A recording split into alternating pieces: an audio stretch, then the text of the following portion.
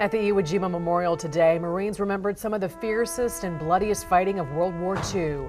Some 8,600 Marines died, 19,000 were wounded in a battle that started 70 years ago today.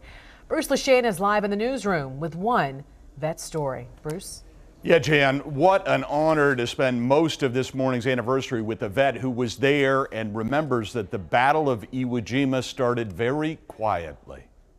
And I made sure every damn landing I went on, I went first. And I had no desire to be shot.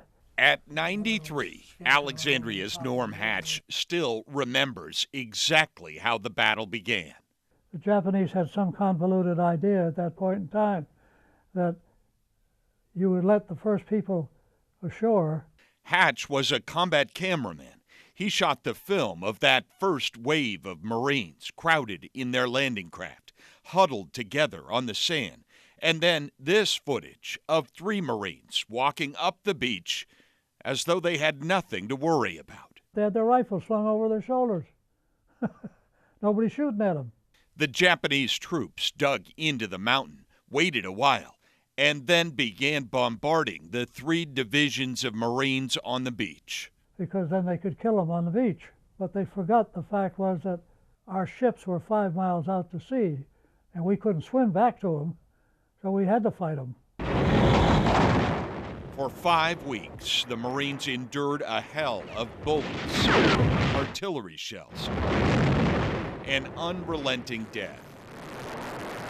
4 days in, Hatch sent a couple of his photographers with the Marines up the mountain to film the hoisting of a second, bigger flag atop Mount Suribachi.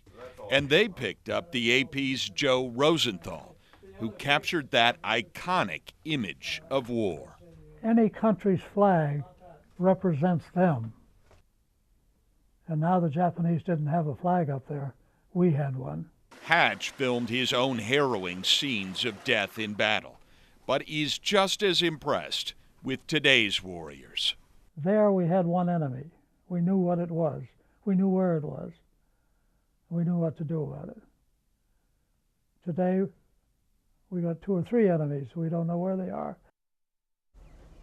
A lot of people had their own stories about friends and relatives who fought in the Battle of Iwo Jima. On Facebook, reporter Hank Silverberg said about the raising of the flag, "My dad says there were cheers all over the island and the sounding of horns on hundreds of ships offshore. He heard that in the hospital ship where he was taken for his wounds." From Bill McKnight, "My uncle, Charlie Green, was the only surviving man from his company on the beach of Iwo Jima.